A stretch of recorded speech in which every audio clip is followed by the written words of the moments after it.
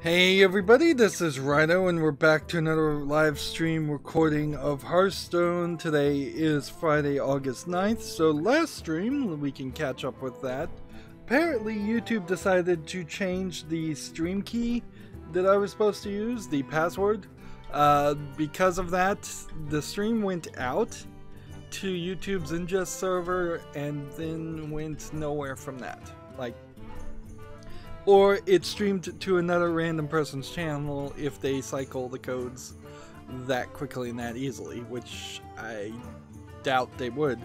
That would be really stupid. In fact, frankly, you would have to ensure that these keys are never reused and they're not long enough really for that, or block specific people after a few different attempts on different keys, and probably do both. Otherwise you could probably just stream on random people's channel by putting gibberish keys or brute forcing keys.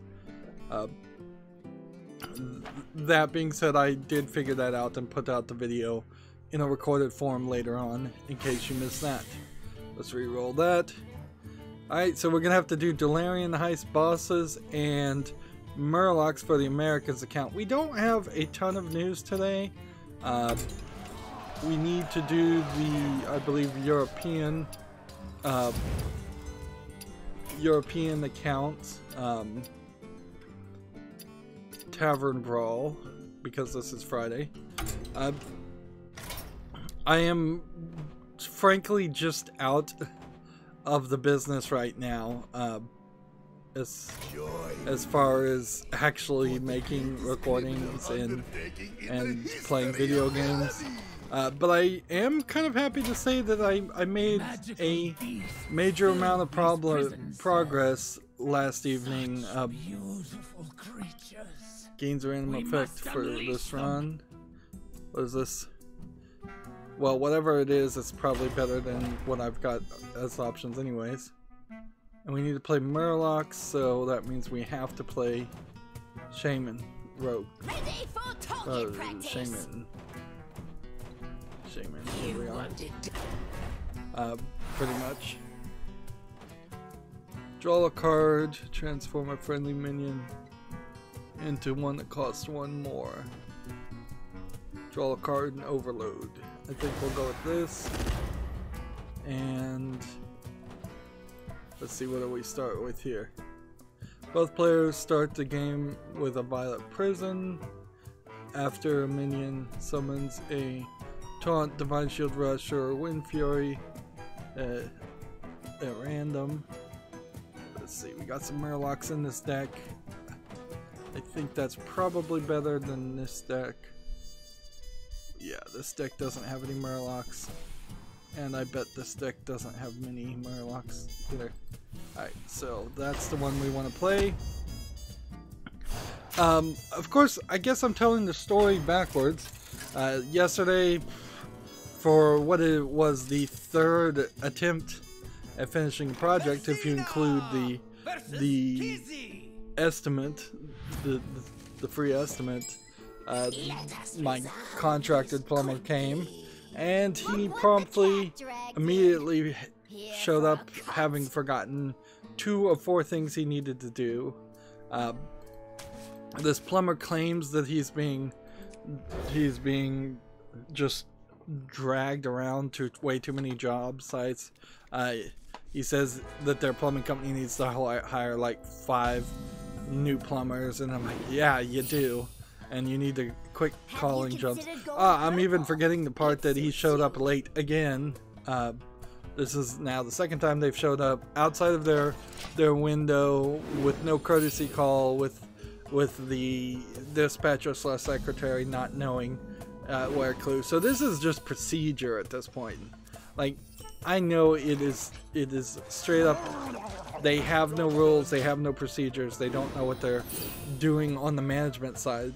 On the plumbing side, I don't know. I'm not a plumber. On the electrical side, well, they were jumping around on the wire, and halfway through with it, I had to say, well, actually, I think you need to do it on the outer edges of the pipes, because you've connected part of this with vinyl thread tape, and I'm not sure vinyl thread tape is conductive. It might act as like a semiconductor and be slightly conductive, or there might be tiny holes that would then allow a bit of conduction, but when you're talking the safety ground that needs to be on all the water pipes, you don't want something with a high resistance in that setup. You want something that will be a very low resistance to take all the current or most of the current to ground. That's the point of a safety ground, is it's supposed to be the path of least resistance. And frankly, he was connecting it to what looked like an anodized steel silver pipe, which very possibly may have been coated with something also. So yeah, I told him, yeah, actually connect it to the copper part, just for safety's sake. Perhaps I can end this Now, soon. arguably, I could be wrong about that.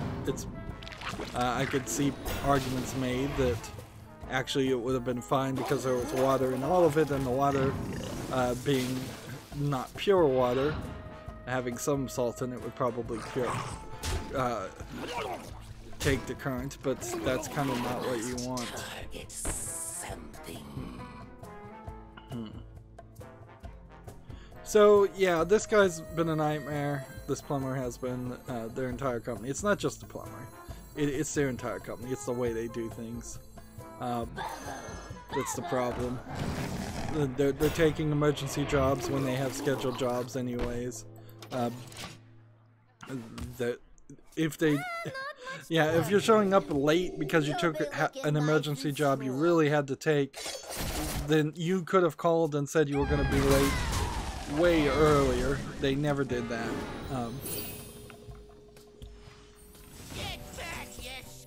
So yeah, at this point, I'm not one of these guys that likes to complain, but I am complaining publicly here, while not naming the plumber or the company.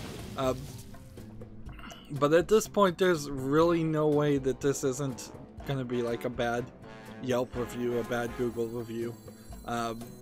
People need to be aware that this company is not a company that you would want to do business with.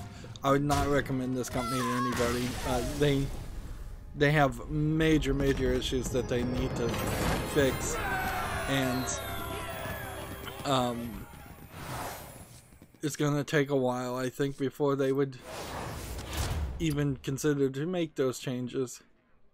Part of the problem is one of the things they need to replace is they need to put in a bigger drain pan, which in theory means that they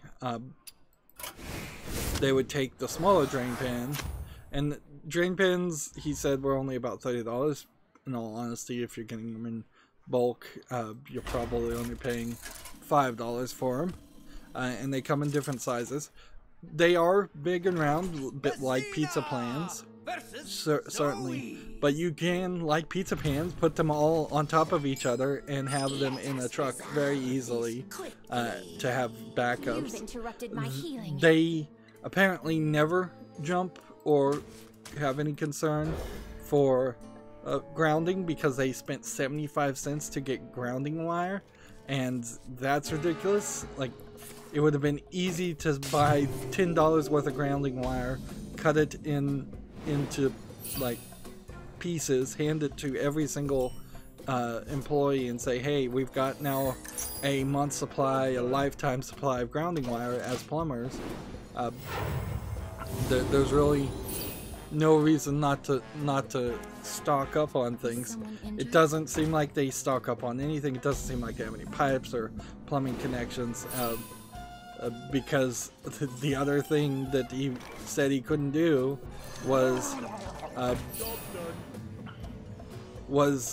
connect the plumbing part, which makes no sense. The thing that the only thing I got was the Wi-Fi module for the water heater, and the Wi-Fi module, and this is not the plumber's fault, is frankly with my network setup a total piece of garbage. It just loses connection like ever. So it's like a $50 module that you can put on newer reams that are compatible, or you can buy a newer ream water heater. I can't really attest to whether a ream water heater is any better than, say, the Lowe's brand A.O. Smith water heaters. But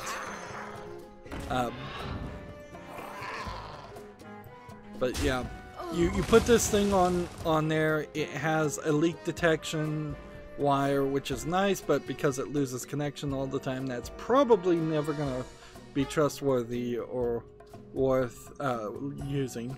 And there's another system you can install that would check for leaks throughout your entire house, instead of just checking for leaks in the water heater specifically, which arguably there are going to be leaks in the entire house, a lot more.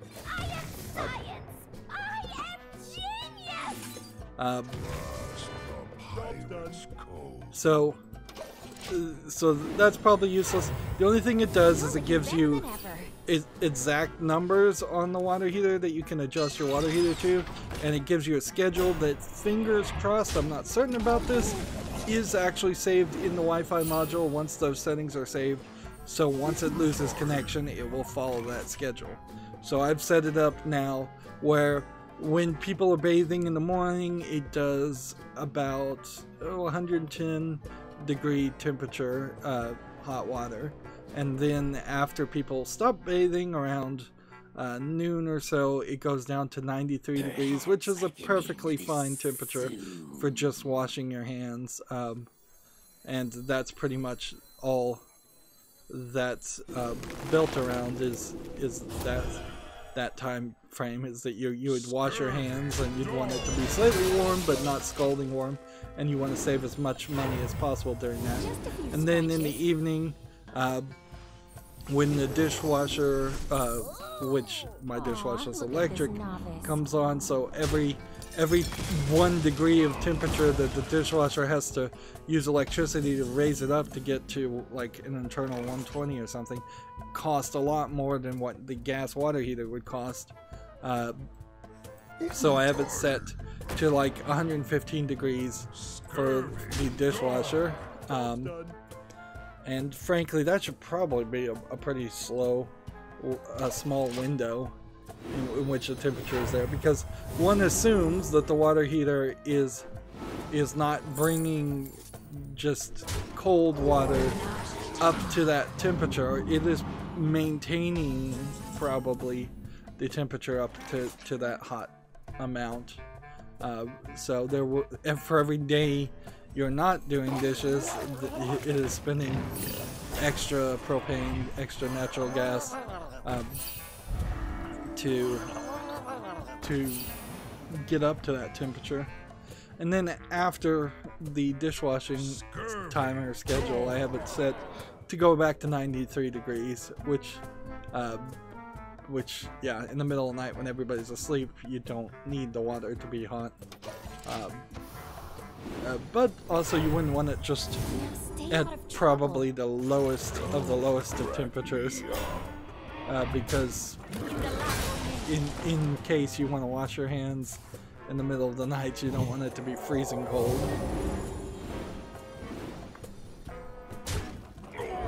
It seems like you can have more than 4 time slots and different days on the schedule, very much like the Nest.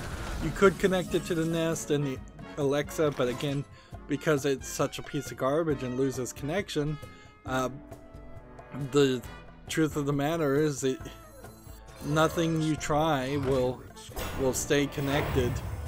At first I thought it was the app itself, the Ream app, that's having problems connecting, but I'm not 100% sure that's actually the case now. I wouldn't be surprised if it actually is the module itself. It would be better if it's the app that's the problem, because the app can be updated. If there needs to be a way to firmware flash or update the Wi-Fi module, that's going to be a nightmare.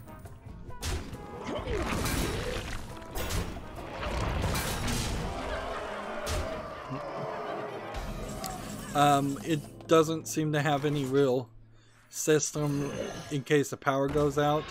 It's just going to try and reconnect. That's just all it's gonna do.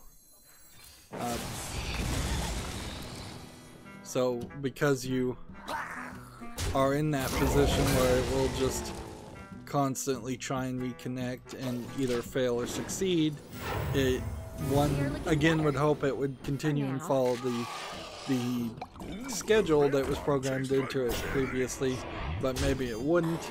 It definitely isn't going to cause anything to turn off or set to a different temperature because the power is out or went out on it. The works with Google Nest, by the way, is really more for the Nest's like smoke detectors than it is for the Nest thermostat. Yeah, I should be more accurate about that. It seems like it's a concept of if your Google Nest thermostat, if your Google Nest smoke detector detects that there's CO2 leaking, it will turn off the water heater. One assumes that means it would turn off the pilot light, which I know they're all electric starters now and they don't have pilot lights, or I'm fairly certain that's the case. The red one tastes like cherries. On a bigger scale, it seems like the water heater works fine though, so the fact that the $50 Wi-Fi module, which adds more functionality, doesn't work is not the worst case scenario.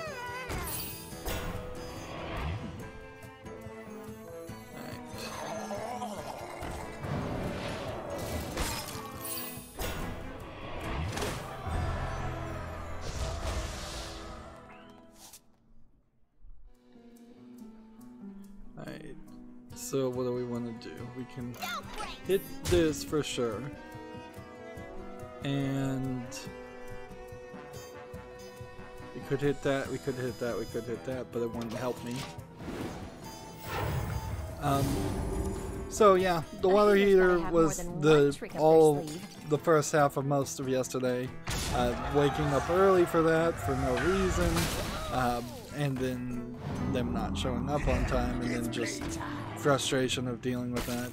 And it certainly is hot enough that just walking in the garage where my water heater is a almost immediate death sentence of you're going to be immediately covered with sweat and want to shower, even if you only spend like 5 minutes in there.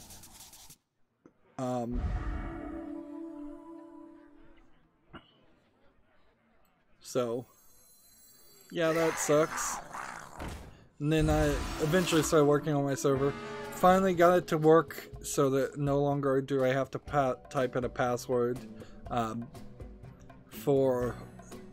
run it as root using the sudo command superuser do in the terminal, or to execute root-like elements via GNOME. Apparently there's a policy kit, a program literally called Policy Kit, that is specifically configured for many apps that run in GNOME that are asking to do dangerous things. It was a more difficult than it should be example of me having to go into the configuration and change things, which was not fun. This is an example, I think, of mostly that Linux Mint Debian Edition 3 uses such a different version than Debian Edition 2 did, that they've changed systems and changed their minds and changed configurations. Fix yourself up next time. Frankly, it has been a case of, well, that was terrible. That was a terrible run. Try that again. Did that play any Murlocs, by the way? Because if that didn't play any Murlocs, I'm not gonna bother to try and do that. Yeah. Play 50 Murlocs did not count in solo play. That makes no sense at all. We definitely played a ton of Murlocs. So, just getting removing the necessity to type in a long, complicated password on the server, which, let's face it, I know I'm running terrible security here, but if somebody gets physically close to it, if they get physical access to it, they're going to be able. I don't even know what I picked there, but whatever. We'll just go with that and hope we can win 2 games. And that's pretty much all I'm going to try and do. Heroes are trying to stop us. Send them to the Spirit Healer. Yeah, just saving myself an incredible amount of time typing in passwords. I am, I think, 95% of the way done, because the backup server is mostly consisted of what it turned out to be a 76-way RAID Z3 on ZFS file system. I accomplished that by chopping up the hard drives into half terabyte sizes. That way, that was the least common denominator for a variety of differently sized hard drives, and making a RAID around that. Unfortunately, I missed one drive, and you can't really add drives, so all I can do is chop up a 4 terabyte drive into 8 I think it was actually maybe even 10 half terabyte Got a lot of appointments. Let's get this going. Drives, partitions on the drive. So I chopped them up and then added them as spare drives. So in theory, assuming the spare drive doesn't crash, several other partitions of other spare drives crash. Now, what this really boils down to is I didn't get any more space, but I also didn't ruin things, and just like ruining the setup is pretty easy to do. The only way to really fix this would have been to delete everything, and now I'm just too far in the process that I really don't want to go through that hassle. But I do have another like 4 terabyte hard drive, so 2 like 8 terabytes of space are mostly just going to be used for spares until some point happens where ZFS upgrades itself considerably in a way that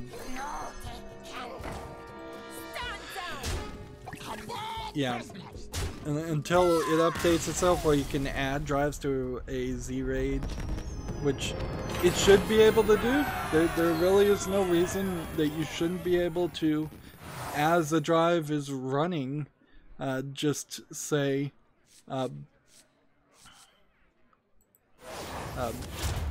add some more hard drives to it. Removing hard drives makes sense. Like, I get the idea that it's more math and more complicated to remove a drive from a RAID. It's not hard to add a drive to a RAID system. There's frankly not enough ports or slots for hard drives in my server case to go any further with it.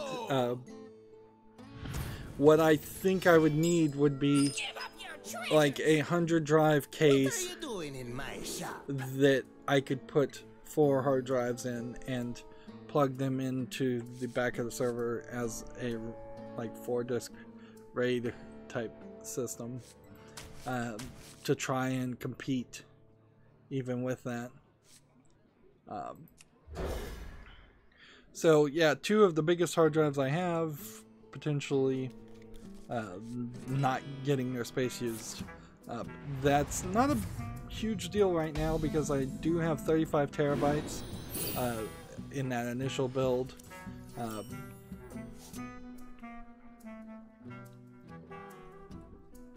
I suppose I could try to do something else, but whatever I tried I think would be very dangerous and a lot of effort and a lot of frustration for not the best success. And it isn't a terrible idea to have 2 actual physical drives act as spares for when other drives fail. The problem is, since there are so many partitions split up between the way a drive works, if the physical drive fails, which is how it's going to happen, you're not going to just lose one of those 76 drives or disks or partitions in the RAID. You're going to lose maybe 1 if it's one of my oldest hard drives, or maybe 3 if it's my second oldest hard drive, or maybe 6 if it's the 3rd oldest hard drives, or potentially 8 or 10 if it's one of the newest hard drives. And so if you're losing that many partitions, I don't 100% know what the yeah, I don't know exactly what that does or how that works.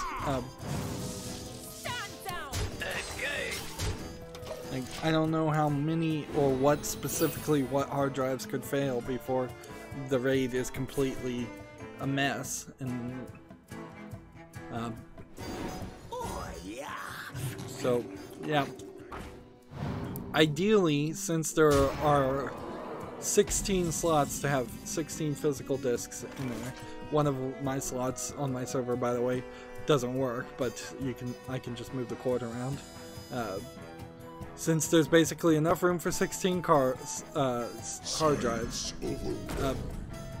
I would have wanted 12 of those to be in a RAID array, and 4 of those to be a hot spare.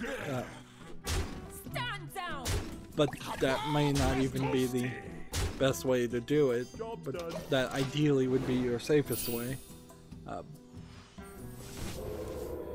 The hard drives that have failed, a lot of them have been bad, very old or Seagate drives. I would not recommend Seagate drives ever.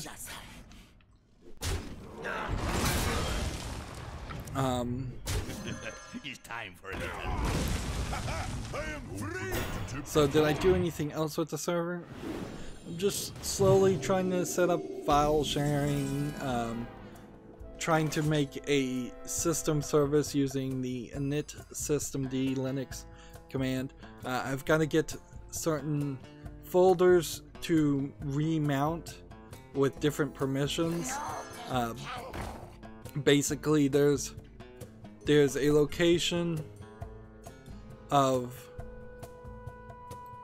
there's an issue of there being folders that can only be accessed and can only be labeled to be accessed by a specific user, but other users I actually do want to be able to access it, so I have to trick the folder into sharing its information as a different user. And I can do that. I can do that easily once I figure out which of the 4 or 5 specialty styles of mount commands and I need to install and use. I believe bindfs was the one that I needed and found.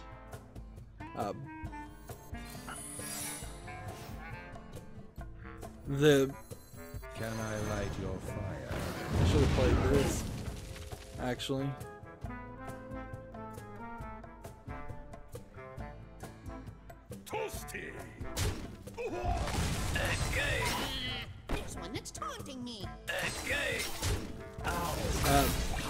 So I can do that. It's just a matter now that I have to have the commands run in the right time and procedure on boot up, so it works nice and well.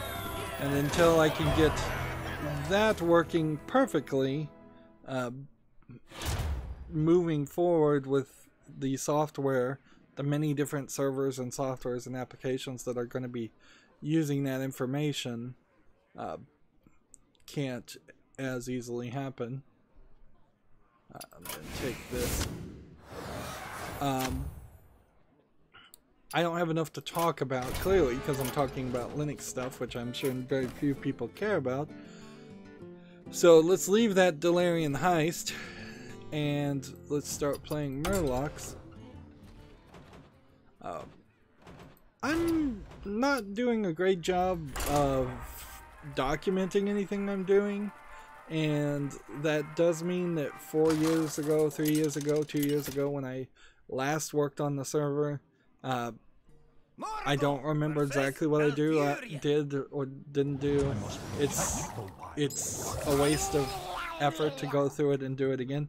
I'm always in this weird position because, like, I'm an IT guy, sure, but I'm never really doing the same IT thing over and over again, and I really wouldn't want to, but I would probably benefit from doing it and having procedures and following instructions, or having written down instructions a few times, more than I do. So yeah, 2 years from now, what needs to be done to accomplish the same thing could be different because Debian changes, or what needs to be done could be exactly the same, but I just don't remember what it was because it's been so long. I guess I should ideally hope to be done with the server completely and have it set up and good to go by the end of next week. That would be ideal. It really is just a matter of how many instances of things happen that I have to bang my head against. I know how I did the folder mounting. I know that specifically was something that I did completely different before, and I don't think was the safest, smartest way to do it. So trying to use the systemd init script and creating something like that, which is just a short script that has to be exactly phrased perfectly, is the better way to do it. Safer, more industry standard way of doing things. Speaking of typing things exactly, as I was working on the water heater Wi-Fi module, I worked on my router a little bit, and I mistyped two things into it. I put a semicolon instead of a comma in the DNS secured, the DNS encrypt options, commands, because the router, all the commands have to be like typed. I'm doing a thing that is not simplified and easy yet. Arguably I should spend some extra time and update my Wi-Fi router. It's been long enough to go through that frustration, but that'll be another extra couple of days.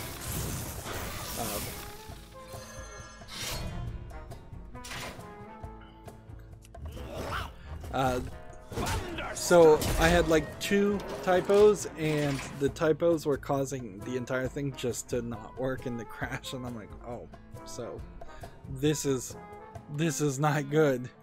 It has no command line parsing. Most my Wi-Fi router and most Wi-Fi routers are running on a Linux version too, a much more stripped down version with less features and a lot less complexity, by a little bit, I guess. Some less complexity, I guess you would say. So with that, you would I don't know how you kill this with and then play this. I guess you don't.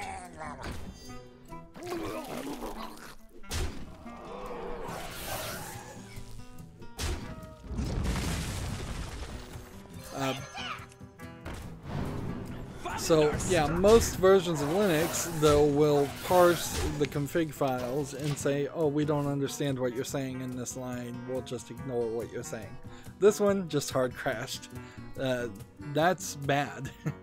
That's really, really bad. Because it led to this confusion and this uncertainty of why is this all of a sudden not working. Of course, that's another example of myself probably becoming a little bit run ragged, and thus I am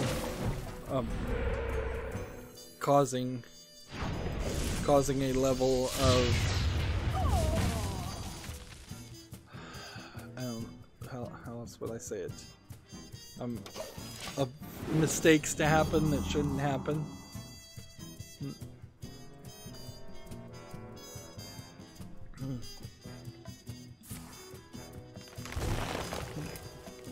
Another thing I discovered is the water from my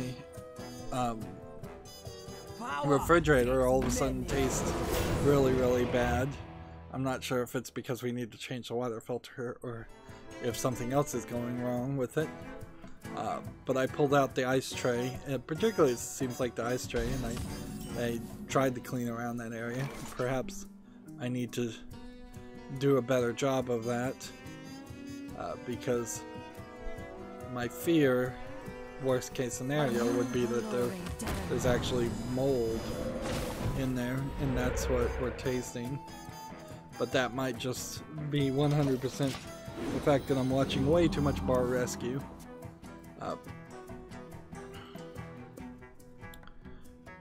Yeah, speaking of Bar Rescue, I was motivated to look at businesses that are on sale. You can actually look this up, oddly enough, in your area.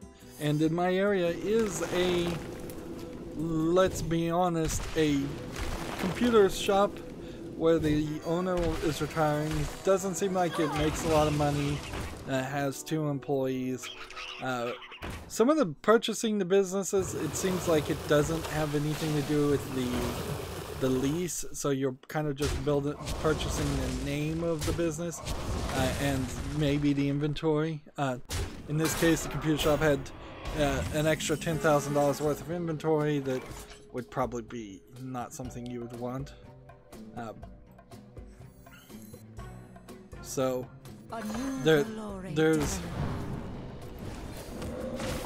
there's definitely a level of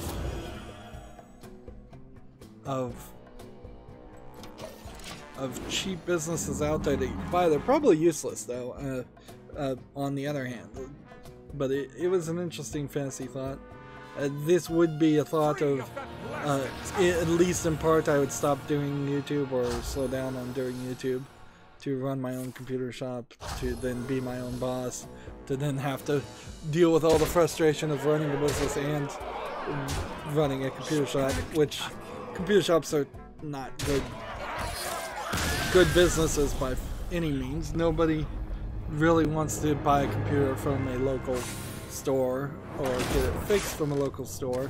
They would rather order it from Amazon.com. Really? Only 3 Murlocs? Do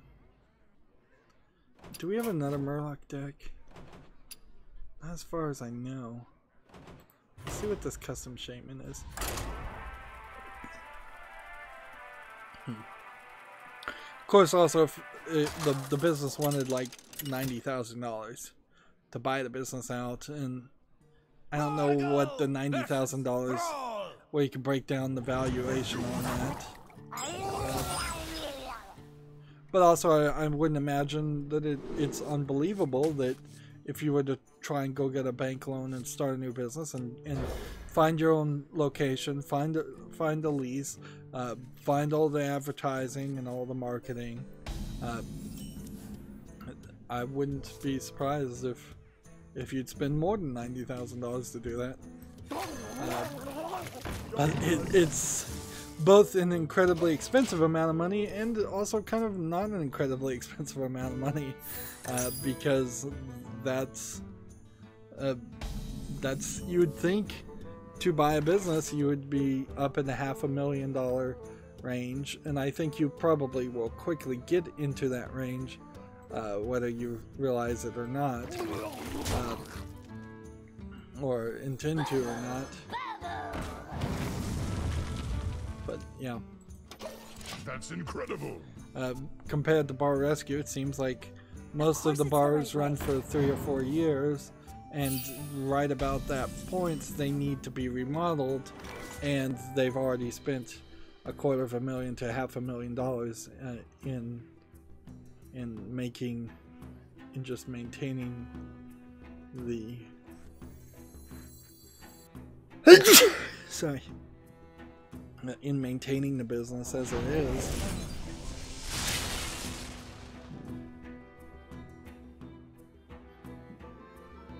Let's see.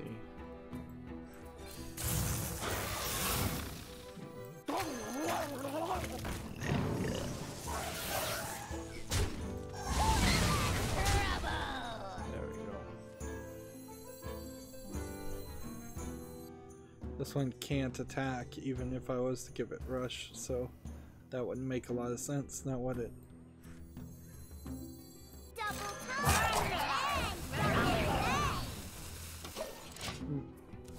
But yeah, that's not something I'd really look into. If anything, it would be smarter if I had the money, which I don't, to buy the business and put somebody else in charge of it and do very little work and just be an owner. And that's something I think I could probably succeed at, since I actually do know about computers enough to step in big cases while leaving all the virus scanning BS to other people. Of course, then you have to pay those employees. I guess that's enough rambling. I wonder, like, particularly in an instance like this, I wonder to myself, is this interesting to anyone, or am I just really just rambling? So let's go ahead and start covering the video game news and try and get as much of this as finished as possible, because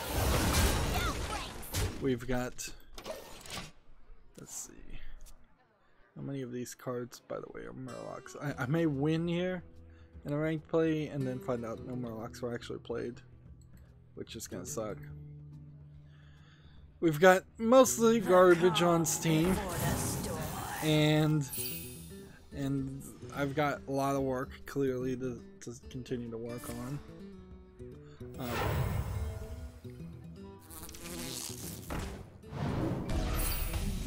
On the YouTube being a career front, they dangled, in an announcement, they dangled some bait, which you would be a sucker to believe anything really that YouTube says, but someone asked and they actually answered, so the fact that they bothered to answer says that they are working towards this idea, that they are going to try and lower the number of subscriptions.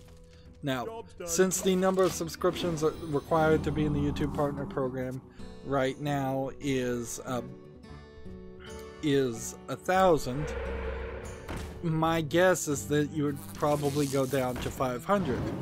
If that's the case, that's still 200 short, about 200. That's still about 200 short of what I would want.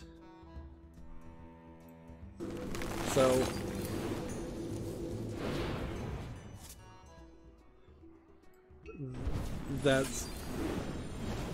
that's something to consider, but it's a lot more of a reasonable number than getting up to 1,000 subscribers. You've heard me beg, certainly, to have people subscribe me to as many channels as possible. Have as many of your friends subscribe to my channel as possible, is what I meant to say there.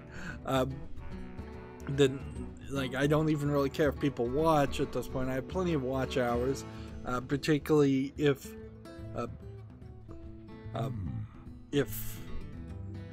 I just had more subscribers, because then I'd get promoted slightly more, one would hope. That being said, they might lower or remove the number of subscribers and increase the amount of watch time. And if they increase the amount of watch time, then that too might still cause me trouble to get into the YouTube partner program. And let's be honest, there's a chance that I apply to get back into YouTube partner program and they just say we don't want gaming channels, or we don't like something specifically about your channels. There was a story, an allegation that some woman that lives out of her van is getting promoted like crazy, and there's question, is this because it's a Philip DeFranco promotion agency that is promoting it, or is this just that YouTube has decided to make a chosen winner, or is this a case of perhaps the YouTube algorithm going crazy? I don't think so. Or something else happening in the background that nobody recognizes. This really is the first time I've ever heard of a channel just coming out of nowhere and having like 3 videos and getting tons of subscribers. Apparently getting auto-subscribed to a bunch of people, getting promoted, getting pushed. That seems really weird and really crazy. The scariest scenario to me is that this is an experiment by YouTube to see how much influence they can maximally inflict on the YouTube community, to just force people into watching what they want them to watch. That being said, I haven't been on YouTube a lot lately, so I haven't seen this person. So different people's experience might vary there.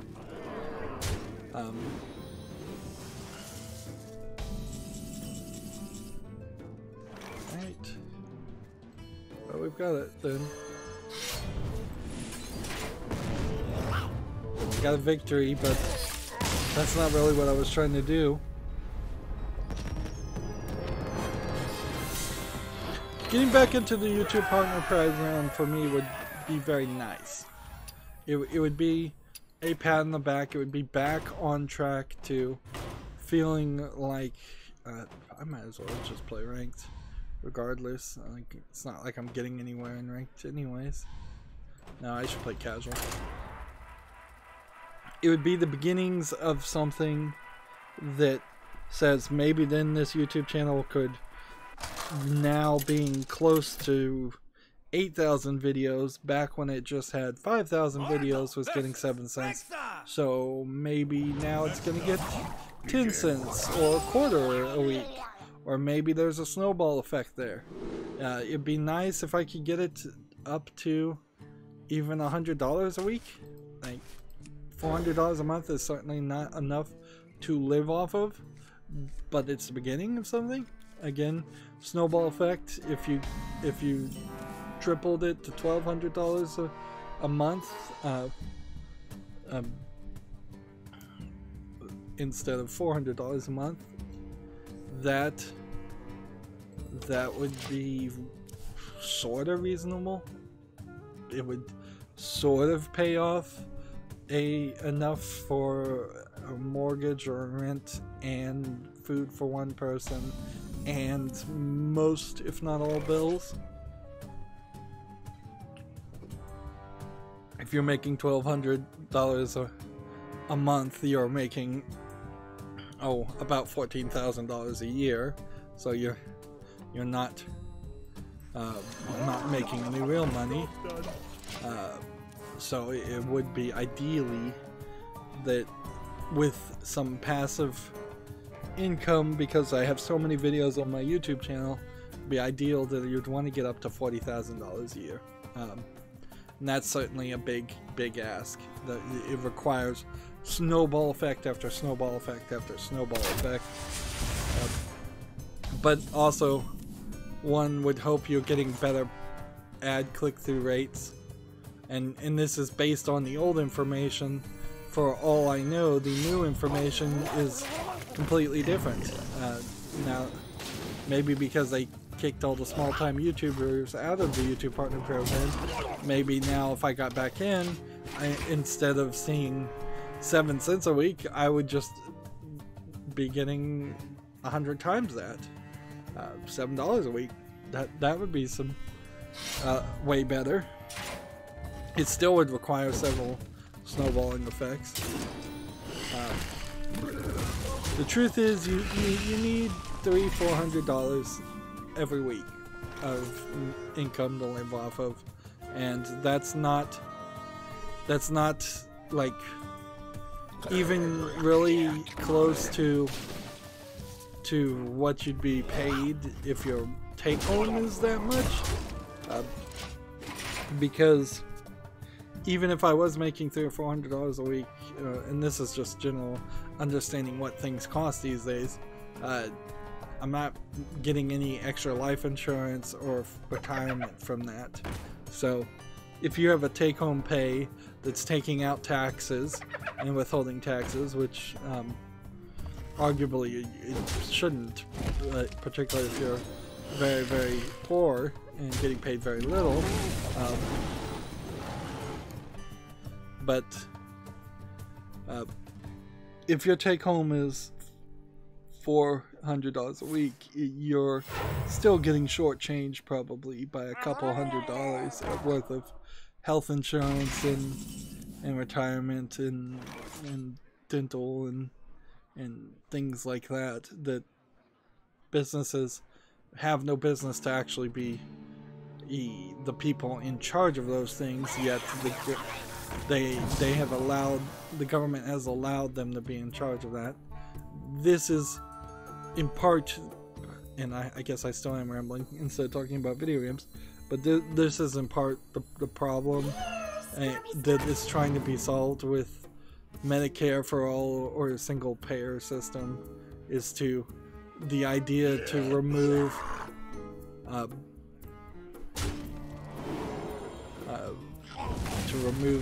corporations being in charge of people's retirement and health insurance. There's no reason why a corporation should be in charge of those things. They should be paying you out more money, and the equivalent of that money, and frankly they should be paying, corporations should be paying everybody more money, and then they should and then people should be, if the government wants to require that you have life insurance and health insurance, that was in part what the Obamacare issue was, is that they couldn't even require it, according to the way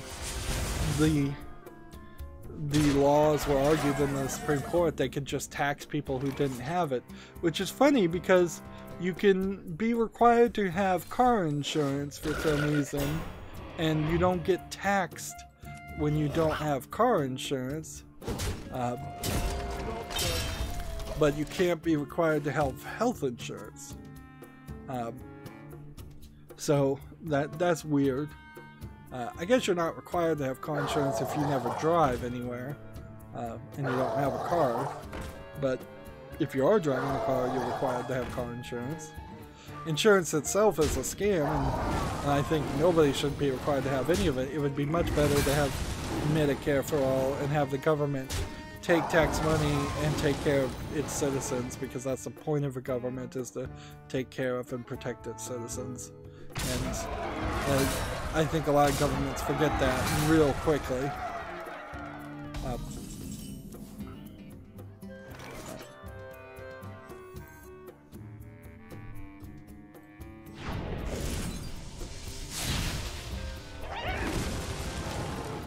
see. Job's done. But yeah.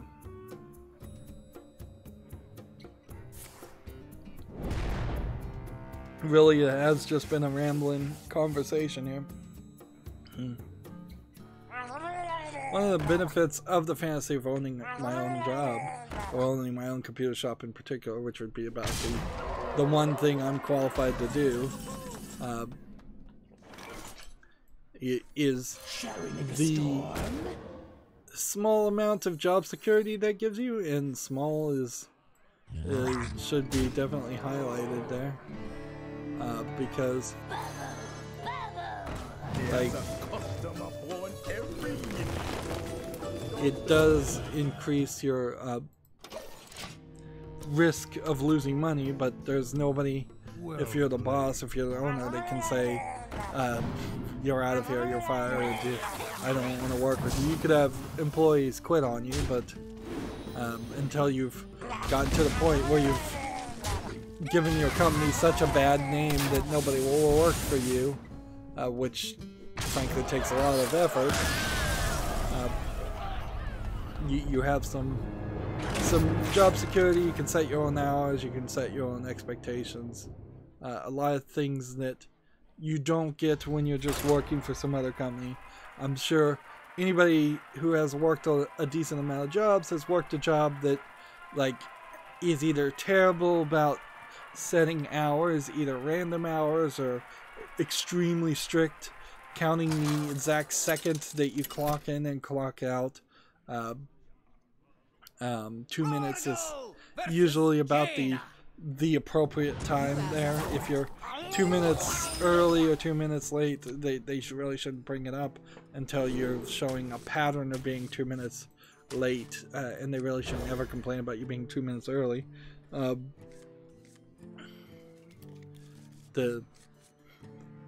Unless you're just like an hour early. Sometimes if somebody's hanging out in a place with their friends or with their coworkers and distracting the coworkers who are on the clock because they've been there an hour early, that's sometimes a problem.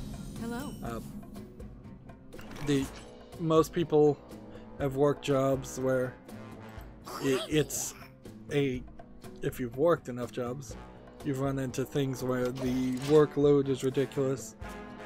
That you're doing 3, 4, 5 times as many people, as much work as is realistic to ask a person to do. Things like that certainly do happen. So having control and thinking yourself to be a nice guy and being and owning a company probably is an appealing idea. You can't be too nice of a guy. You still have to be a boss, but you don't have to be as big of a jerk as the jerks that you've seen run businesses. If you've seen any jerks run businesses.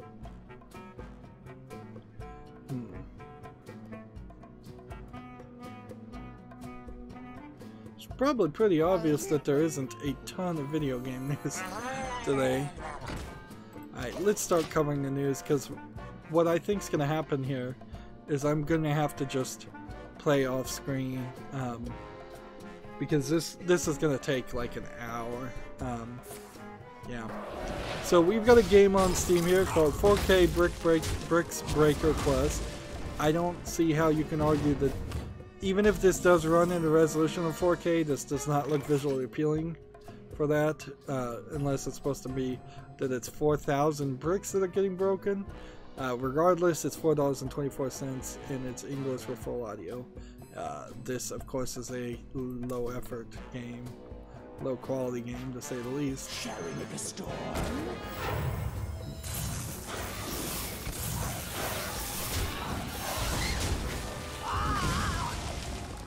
Interesting. Alright, so we should be good now.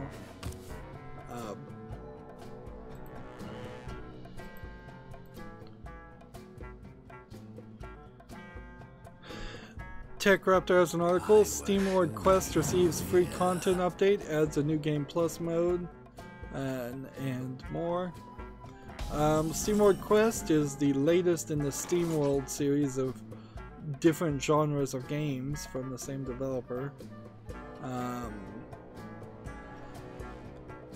I think it's on my wish list, so getting a free content update and a new Game Plus mode probably does add to its value.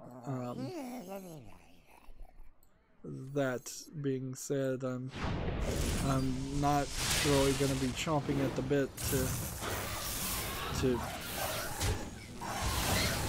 play more of that or play it any faster just because of this bit of information.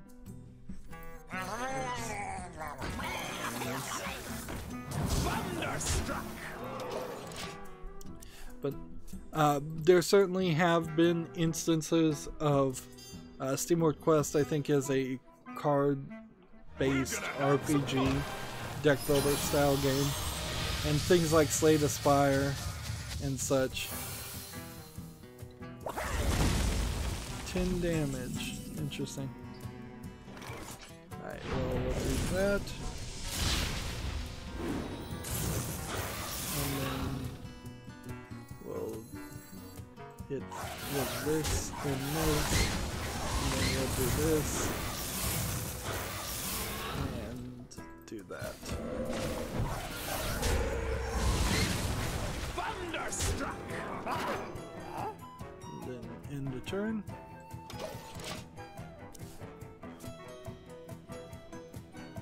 I guess I could have done 4 damage.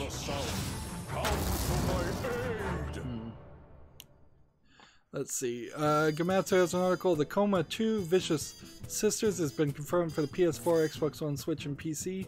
Trailer and details. I think I've seen the Coma one as a game on Steam.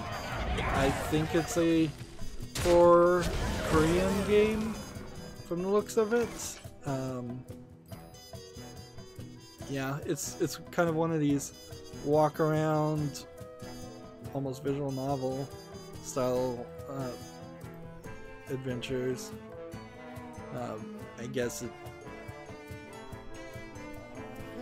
I wouldn't have really thought that the Coma would have gotten a sequel, but apparently it's popular enough. So if I cared a little bit more, I would probably, in all honesty, I would probably look up the Coma one and just make sure it's on my follow list. Speaking of which, it became crazy obvious to me that I've been wasting my time, and I found a much more efficient way to see if something was on my follow list or wish list.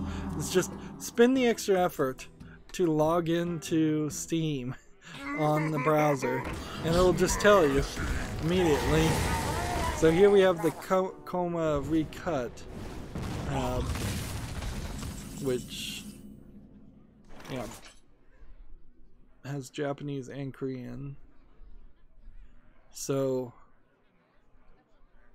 yeah, I assume this is the original version recut. It's mostly positive. It is on my wish list. Let's see. Coma Recut Deluxe Edition, the Coma Cutting Class. Apparently their original game was Vampir's Cult Soul. And that's the mixed reviewed game. Yeah. This was a game that was overhyped. Alright, well. So the Coma 2, I guess, will come out.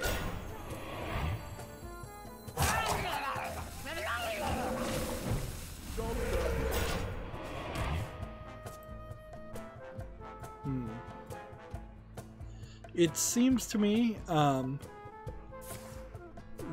the subtitle for this article is "Venture from Your Deserted School to Survive." seems like it is a horror survival game set inside of a school. So you're having at least some implied violence against children, which right now might be a little bit of a trouble, but I mean, we're in this situation where a lot of people are trying to blame video games as a dodge for the domestic terrorism that's happening around the world, around the United States. Let's face it, it's the United States only. Walmart has told its staff, according to Gamasutra and many other reports, to pull violent game ads and demos, but the guns are still for sale, so the guns and ammo, so you know, Walmart's. The last time I was in a Walmart electronics department, I didn't see really any displays for any games, frankly. There are play kiosks that frankly should have been gotten rid of a long time ago. Although, in the bigger way a Walmart's going to work, if there are bad parents that need to shop at Walmart and they need something to babysit their kids, if those video game kiosks are not there for them to play, then those kids are going to run around and amuse themselves by doing something more annoying. As a former annoying kid myself, I can guarantee you that. So the video game kiosks weren't too obnoxious in the first place, and all they really need to do is have no like for mature games in them anyways. You know, unless they were gonna just turn the games on their sides and not have the logos of the first-person shooters, Call of Duty style games. That's about the only other thing they can do. They also said no hunting videos on the TV displays, which I've never seen any kind of hunting videos on TV displays in the electronics, so there must be some areas to do that. But unlike, say, a Toys R Us, where there was, you know, stand-up displays and banners and advertisements all over the place for everything, Walmart's not really like that. So the seems disconnected from what Walmart was. It's been decades, frankly, since I've seen a stand-up display or any kind of display that promoted any game, let alone a violent game or a gun game. Walmart, frankly, can't seed its sales for guns and ammo, or they'd probably suffer terribly financially. They frankly can't seed their sales for video games, secede their sales for video games in fear that that Amazon.com would grab all of the sales there. So this is probably just a generic statement that's being made, a lot more of it. I wouldn't be surprised if lots of people put out this statement and it was just a PR response. It's kind of part of the issue of this mentality that if you just hire a PR company and just do what a PR company says, you'll be fine. That's not really the right move these days.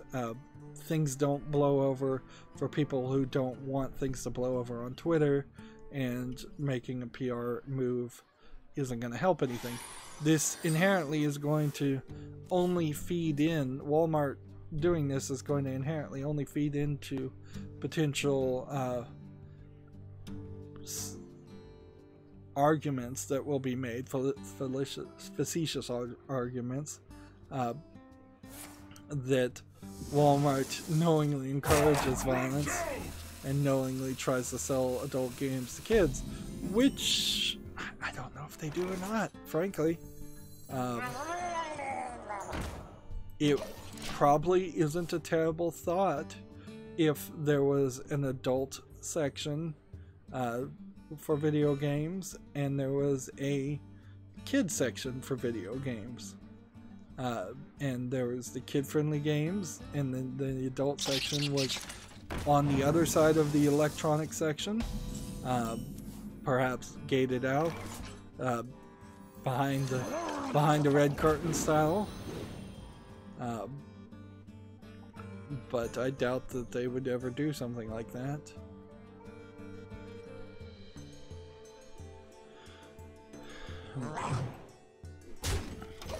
I think when you really start to break it down, you're not going to have a lot of differences anyways, because you're not going to have too many kids games available for purchase anyways. I think it's very fair to also point out that none of the major retailers, including Walmart, have ever allowed the sales of adult-only rated games. So there's never been a case where anything that was so violent that it determined that it should be an adults-only game was sold in Walmart, with perhaps the exception of a GTA game, like GTA 3, I think got re-rated as adults only, and that's it that I know of. So I don't even remember how this conversation started, but it all just kind of boils down to, you know, there's a lot of ridiculousness and hysteria happening.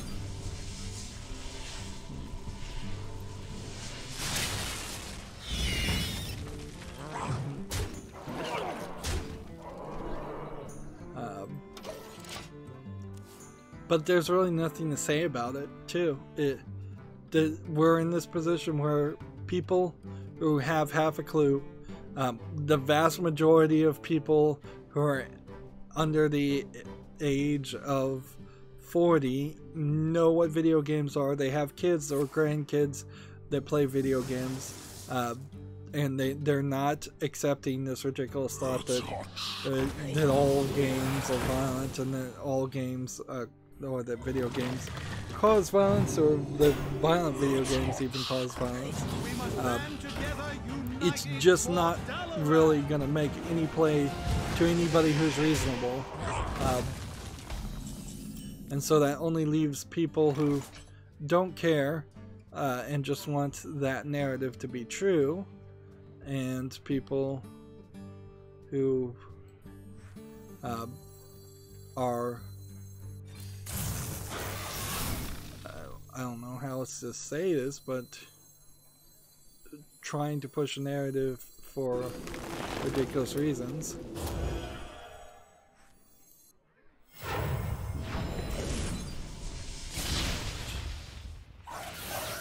That.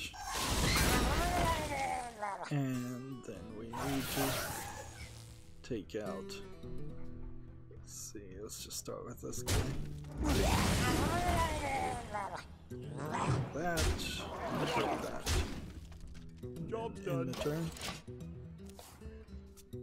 turn. So as gamers, we're gonna do the thing that we should do, is which just ignore this and wait until the next big news cycle decides to happen and they start talking about something different.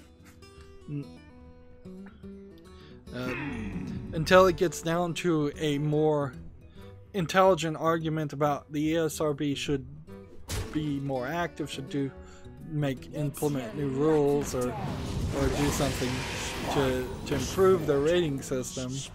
There's really nothing the video game community can do.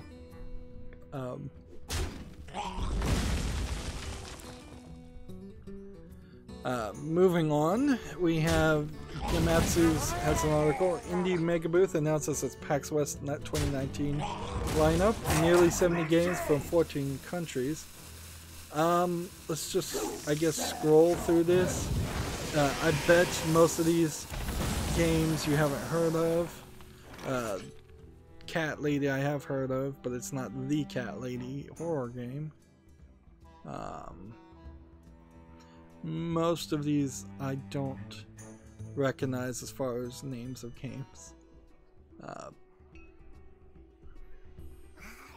Yeah. These are definitely indie games. Emily is Away 3, that's a recognizable name because there's been 2 previous ones. And so, what does the trailer look like? 52 seconds? Well, it just scrolls the text of the names, that's it. That's not helpful information. Well, I mean, it is helpful information, it's just, that's not adding anything to what I've already seen.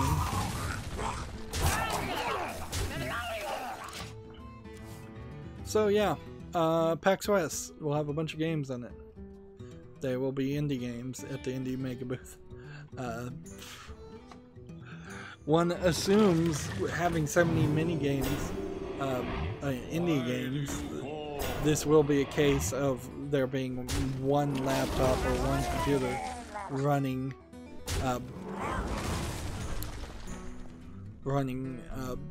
the one game, and that's it. So, of the 70 indie games, I wouldn't be surprised if at least 5 of them crash and are down for the vast majority of the time. I was listening to a podcast and they were discussing how it's kind of impossible to get a $500 laptop these days and that runs Windows well. And it is kind of an interesting concept and thought to think about, that if you are spending $500 for a laptop, you're probably a student. And if you are a student, you probably, in those actions, in being a student, are going to want to multitask a lot, watch YouTube, watch Twitch, listen to music, run the Microsoft Office, and a $500 laptop is not enough to run Windows 10 smoothly. So what gets recommended to people is a much more efficient product, which is the Chromebook, but then the Chromebook can really only run Chrome. So then you're doing Google Docs for typing, you're playing Google Music probably for music, you can be watching Twitch and YouTube, but I'm not sure if you can have multiple windows of those open at the same time.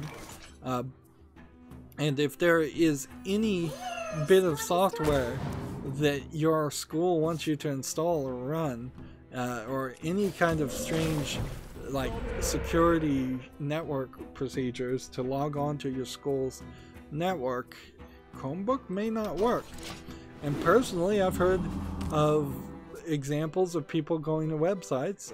One example of a person going to a website, let me be honest here, and it's just not configured to run at all on a Chromebook, which seems insane, frankly, because that means that website probably didn't run on Chrome or Chromium on anything.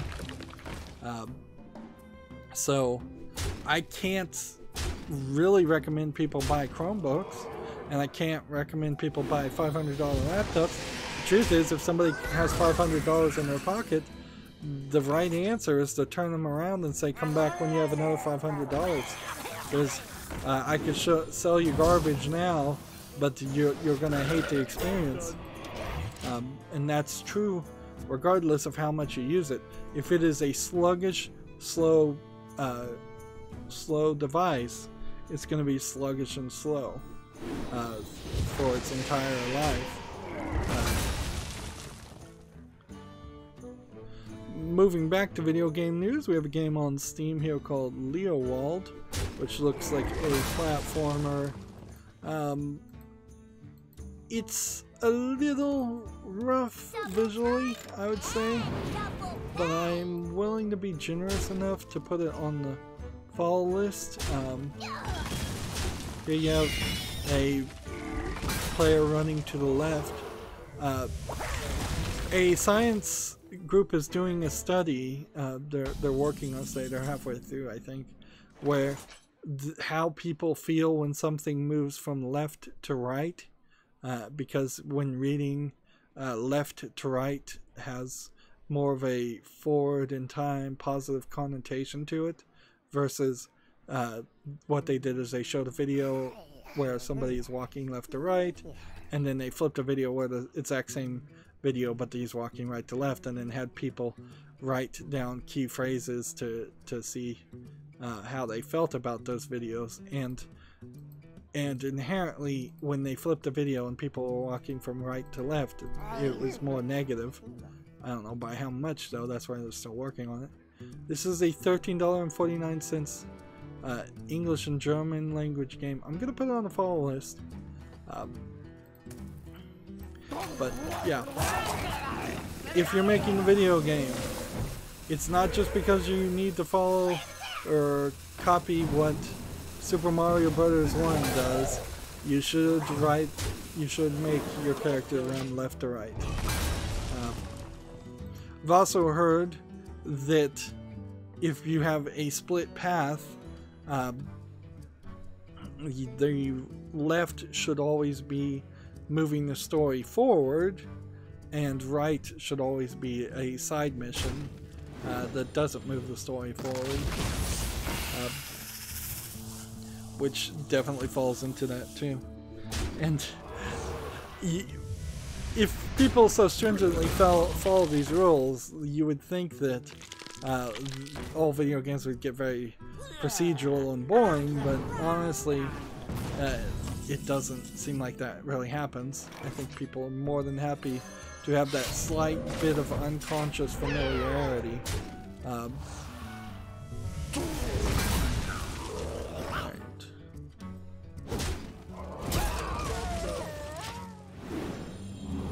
Moving on, Gamma Sutra has a blog, Discoverability, a hot or not genre guide.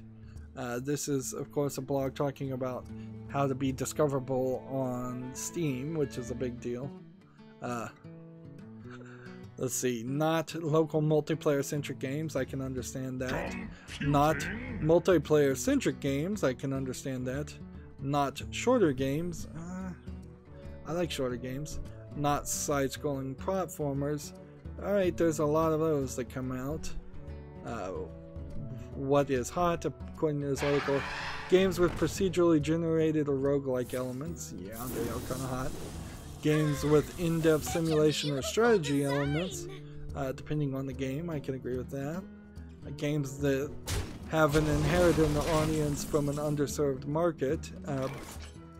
Which, I guess, maybe there's something to that. Like if you're making a, in this example it says a City Skylines game, which using City Skylines is a pretty old reference, but City Skylines definitely inherited the SimCity fan base of people, and that got it more promotion and more purchases than it probably would have otherwise.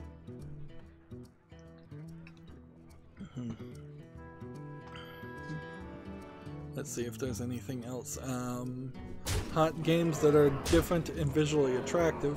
I can definitely say that, like, more than anything else. As somebody who looks at every game that comes out on Steam, we played like 25 to 50 Murlocs now. It is definitely, if something looks different, it's got my attention.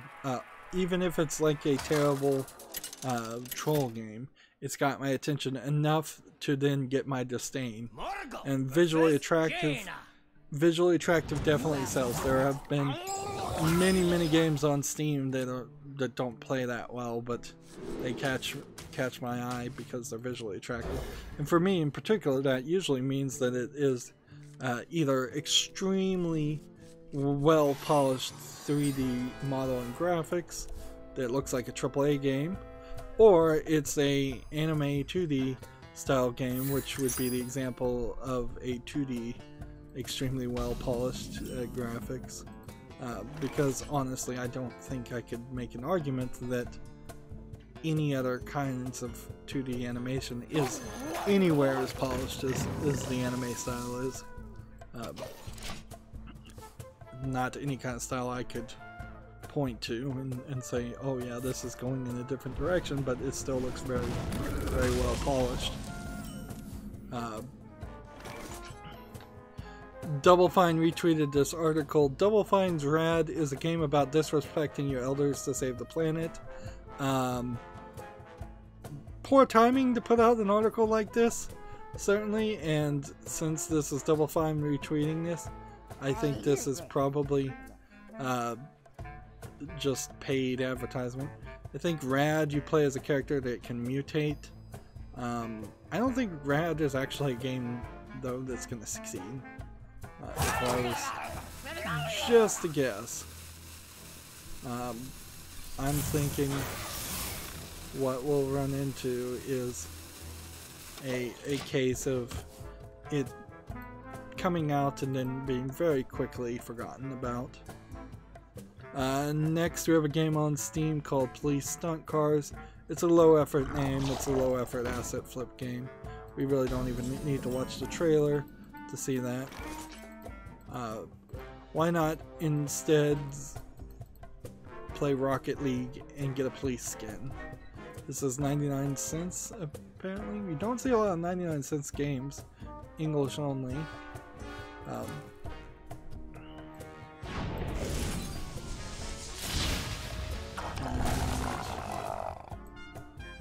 This,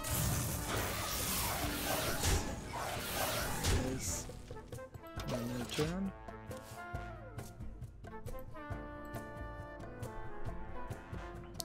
Next we have a game on Steam called Nice Jumper, which this is just one of those Doodle Jump clones ported to PC for no real reason. This is free to play, but if you want the premium, it's $1.79, English only. There's nothing that a game like this could have that would make it actually worth playing. It's just not complicated enough. A game. Let's see this. And this. And then the turn. Next we have a game on Steam called Electronic Super Joy, which is another jumper platformer, although it looks like it's a little bit more of a Super Meat Boy style frustration game. Although it seems also to be a little bit like Fez. Frankly, the game seems to be all over the place. So it visually doesn't seem to have a consistent language or style. So I'm left in a weird experience here where I don't like it because I kind of can't figure out what it is. I also don't like it because of the bold pinks and light blues in the backgrounds. It's the gold edition is $12.99. It's free otherwise. It's English only, but it requires a third-party account. It seems like we might be seeing the beginnings of a system here where they are going to intentionally release the game for free and then lock the vast majority of the games behind DLC, which is not something we've seen a lot of from on Steam lately so far, or I haven't ever seen a lot of that. So that might be the new scam that people have devised. Perhaps Steam changed the rules and that's why they're doing this. Next we have Labyrinths of the World Fool's Gold Collector's Edition. This is a Big Fish Games hidden object game. It's $12.59, English with full audio. If you like hidden object games, you probably would still do better just getting them directly from Big Fish Games themselves, but if you wanted them on Steam, these games, there's so many, and they never go down in price, which is one complaint.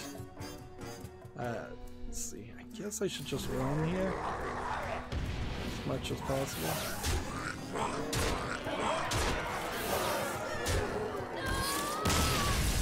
Yeah. But more and more as I see hidden object games, I don't want to really deal with them or play them. At this point, like, I don't want to break up an episode even though I should, and I don't want to really play any more Murlocs. So let's break up an episode even though I don't want to, and let's have at least 2 recordings. As always, I ask you to like, share, subscribe, comment, and watch every second of my videos. If you want to friend or follow me on any social media sites, there's a whole bunch of links down below in the description box. And if you want to support me even further, there's a link to Patreon, or you can friend me on Steam and gift me a game off my wishlist. Thank you for watching. Have a good evening.